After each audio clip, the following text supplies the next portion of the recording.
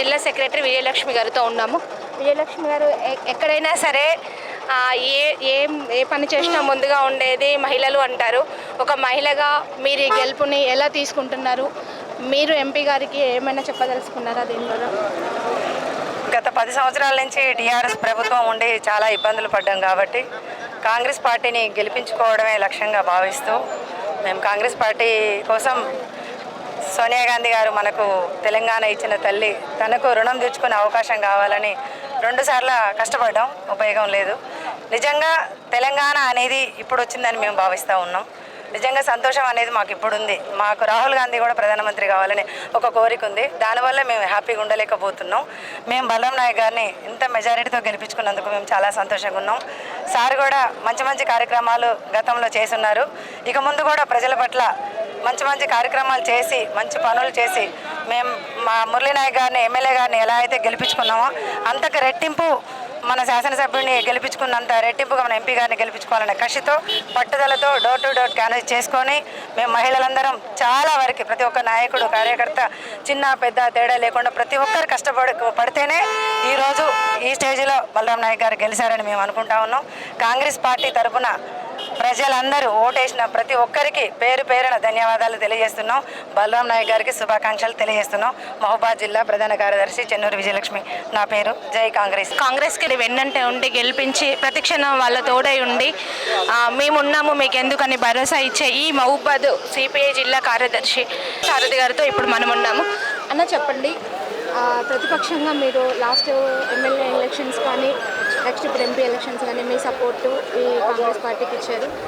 దాని మీద ఇచ్చారు, మీకున్న సమస్యల మీద మీరు ప్రతిక్షణం పోరాడారు. సో ఇప్పుడు ఈ కాంగ్రెస్ ప్రభుత్వం తీసుకొచ్చారు. ఇప్పుడు ఇక్కడి నుంచి కూడా ఇదే పోరాటం ఉంటుందా మీది? సహజంగానే 10 సంవత్సరాలు బీఆర్ఎస్ విధ్వంస పాలనకు వ్యతిరేకంగా ఈ రాష్ట్రంలో కాంగ్రెస్ పార్టీకి మేము మద్దతు ఇచ్చాం. ఒక స్థానంలో పోటీ చేసి 118 స్థానాల్లో ఆ రోజు వారికి మద్దతు ఇవ్వడం జరిగింది. ఆ సందర్భంగా గెలుపును మరి చవి చూడడం జరిగింది. కాంగ్రెస్ సిపిఐ కలిసి గెలుపు బాటలోకి వచ్చి మరి రాష్ట్ర ప్రభుత్వం ఏర్పడ్డది. ఆ తర్వాత ఇప్పుడు జరుగుతున్నటువంటి ఈ ఎన్నికలు, పార్లమెంట్ ఎన్నికల్లో ఇండియా కూటమిలో భాగస్వామిగా ఉన్నాం మేము. ఆ నేపథ్యంలోనే ఈ రాష్ట్రంలో కూడా 17 పార్లమెంట్ స్థానాలకు సిపిఐ పార్టీ పూర్తి స్థాయిలో మద్దతు తెలపడమే కాకుండా అహర్నిశలు శ్రమించి ప్రచారం చేసింది. ఈ ప్రచారంలో మేము సంతృప్తి చెందినాం. కానీ ఇంకా కొన్ని సీట్లు రావాల్సి ఉండేటువంటి అభిప్రాయం కూడా మా పార్టీకి ఉన్నది. కానీ ఏదేమైనా మహబూబాద్ పార్లమెంట్ స్థానాన్ని మేము ఆ రోజే చెప్పాం. దాదాపు 2 లక్షల పై చిలుకుతోటి మేము గెలుస్తామని. కానీ అంతకు మించి ఇవాళ 3 లక్షల పైన చిలుకుతో 3 లక్షల పైన మెజార్టీతోటి గెలుస్తున్నాం. ఇది సంతోషమైనప్పటికీ దేశవ్యాప్తంగా ఇండియా కూటమి అధికారంలోకి వస్తుందని భావించినటువంటి నేపథ్యంలో కొంత మేము పుంజుకున్నట్టు ఇండియా కూటమి పుంజుకుంది, కానీ ఆ మార్కును దాటలేకపోవడం కొంచెం బాధాకరం. వెనుకబడ్డదిగా చాలామంది చెప్తుండే. ఇక్కడ గిరిజనులు ఎక్కువగా. మీరు ఇప్పుడు ఎంపీగా గెలిపించిన వాళ్ళని వీళ్ళ కోసము, ఇక్కడ ఉన్న నిరుద్యోగ కోసం కానీ మీరు ఏమన్నా ఇక్కడ వీళ్ళకి ఏమన్నా డిమాండింగ్స్ ఏమన్నా ఇస్తారా? మేము డిమాండ్స్ చాలా సంవత్సరాలుగా చేస్తున్న డిమాండ్స్, ప్రధానమైన డిమాండ్స్ ఉన్నాయి. ముఖ్యంగా విభజన హామీలో వచ్చిన బయ్యారం ఉక్కు పరిశ్రమతో పాటు చిన్న తరహా పరిశ్రమలు ఏర్పాటు చేయాలని, ఇంకా అనేక రకాల పరిశ్రమలు రావాలి. అదేవిధంగా ఇక్కడ విద్యా, వైద్యంతో పాటు ఉపాధి అవకాశాలు పెరగడానికి ఏ అవకాశాలు ఉన్న అవకాశాలన్నీ కూడా ఈ వెనుకబడిన ప్రాంతంలో, గిరిజనులు అత్యధికంగా ఉన్న ప్రాంతంలో ఇవి రావాలని, ఈ వెనుకబడిన ప్రాంతాల అభివృద్ధి కోసం కూడా కేంద్రంతో కొట్లాడి నిధులు తేవాలని చెప్పి ఇవాళ ఎంపీ గారిని మేము గతంలో కోరడం జరిగింది. గెలిచారు. ఇప్పుడు వారితో ఆ పని చేయించడానికి మా ప్రయత్నం చేస్తాం. ఒకవేళ మీరు అన్నట్టుగా ఇది ఒక ఫ్రెండ్లీగా మేము ముందుకు వెళ్తూ ఉన్నాం. ఈ 5 ఏళ్ళు కలిసి ఉండాలనుకుంటున్నాం. ఆ నేపథ్యంలో మేము మా సూచనలు, సలహాలు నిర్దిష్టంగా విధానపరంగా ఇస్తాం.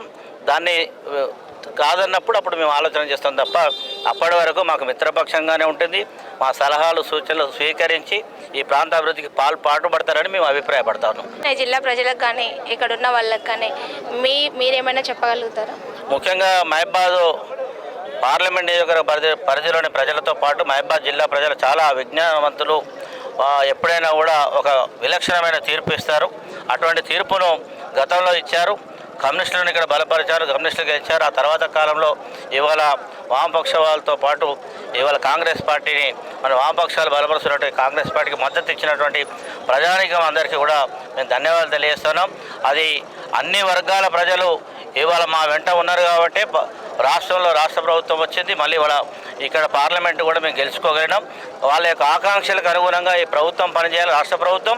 అదేవిధంగా ఇప్పుడు గెలిచినటువంటి ఎంపీ కూడా పనిచేయాలని కోరుకుంటున్నాం, చేస్తారని కూడా ఆశిస్తూ ఉన్నాం.